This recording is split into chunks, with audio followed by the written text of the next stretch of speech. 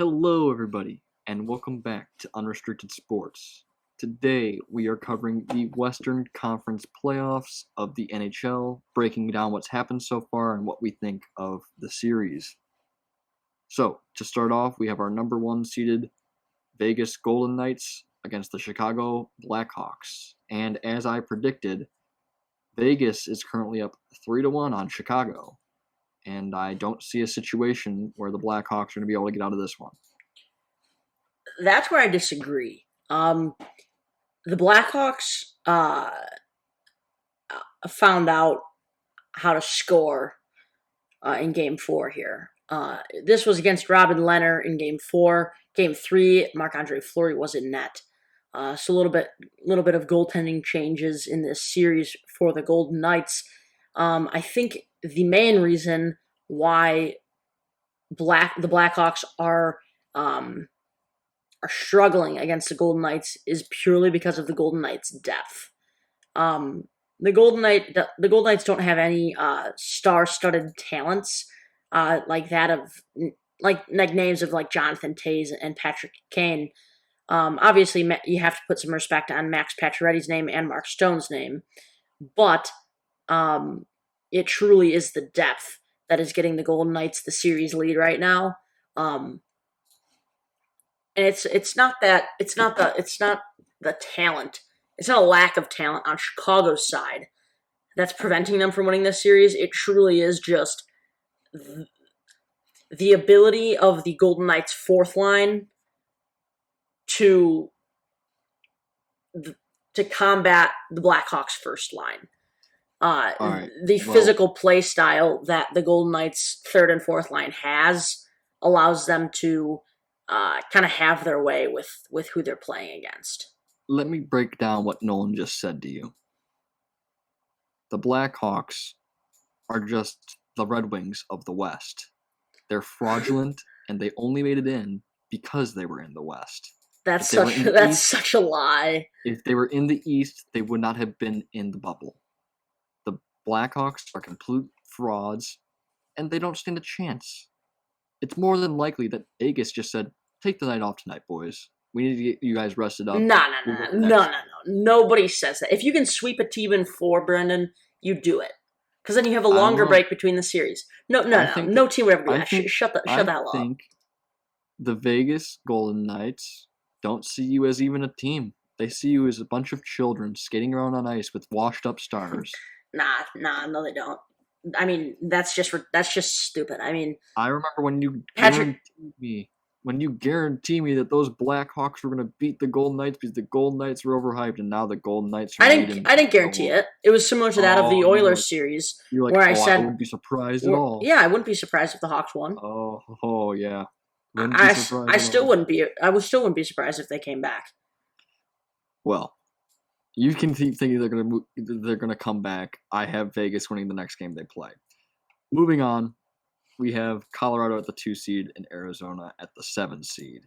Colorado currently leads 2-1 in the series, and I think Arizona's been putting up a decent fight so far.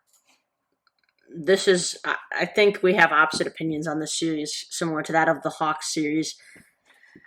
The Avalanche are too good in comparison to that of the Coyotes. If your analogy is that the Hawks, if you're thinking the Hawks are only going to get one win against the Golden Knights, then the Coyotes are only going to get one win against the Avalanche. The Avalanche are my favorite to make it to the Stanley Cup out of the West. The only reason Coyotes won this game was Darcy Kemper.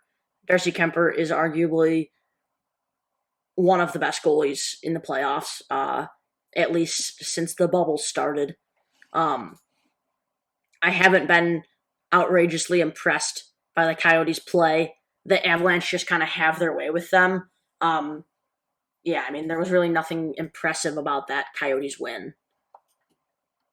Wow. Well, I guess we'll see then, because I personally get the feeling that this Coyotes team is going to show up, and I think they're going to surprise a lot of people. The Coyotes just don't have a good enough defense. They have star names like Oliver Ekman-Larsson and Nicholas Chalmerson, of course. But Colorado's offense with you got names like McKinnon, Landeskog, Rantanen. It's it's just too much for them to handle. Like I mentioned, the only reason they got that win was Darcy Kuemper. Well, we'll see, won't we?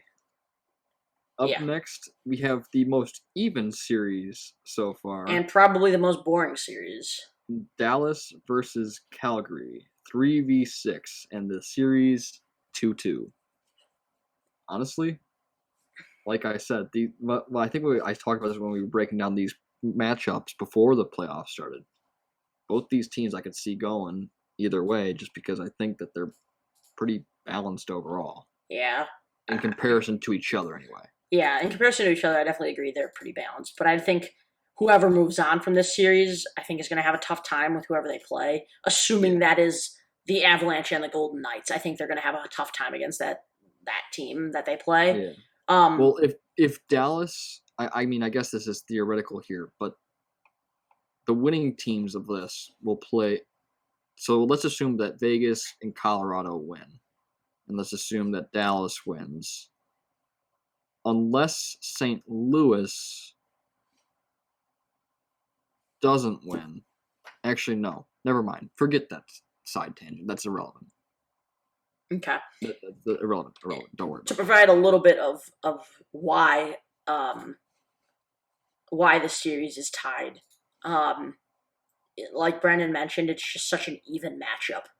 There's almost every breakdown you could look at this series, it's a tie. I mean, you look at the first line. I mean, it's essentially a tie there. Not much debate. You could argue statistics, argue points, goals, assists, whatever. At the end of the day, this series has proven that they're essentially the same skill level.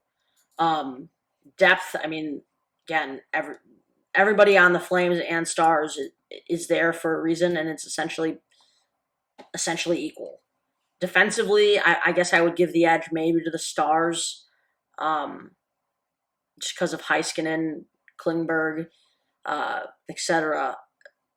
But then goaltending, coaching, special teams, etc.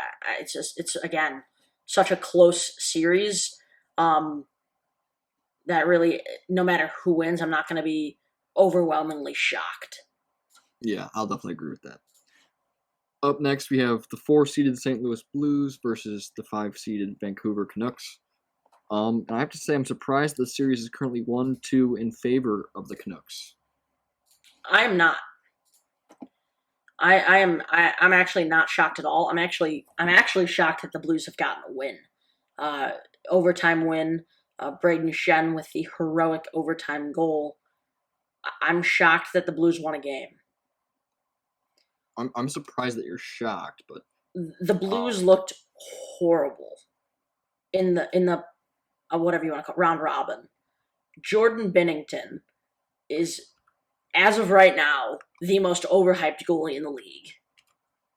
And the fact that Jake Elliott is the answer for this Blues team apparently blows my mind.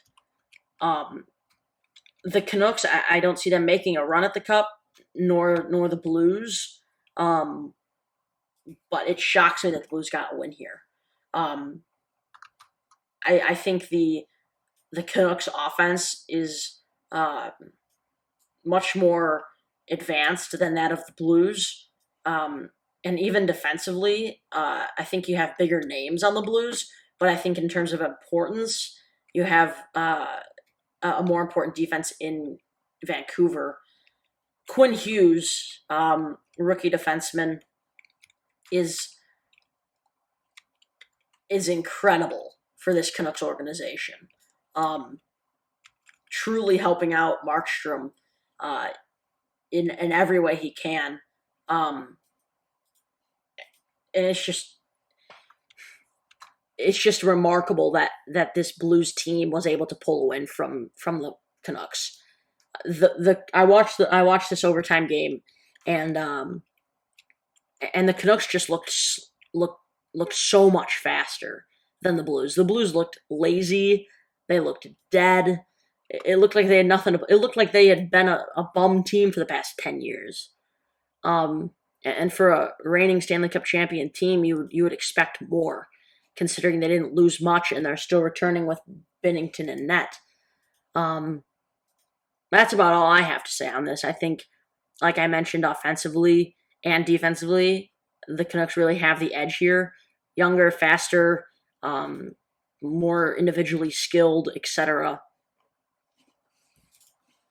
Yeah, I mean, I don't agree with a lot of that, but I will agree that the Blues definitely haven't looked good. Um, and I mean, like you said, for reigning Stanley Cup champions, you wouldn't expect that.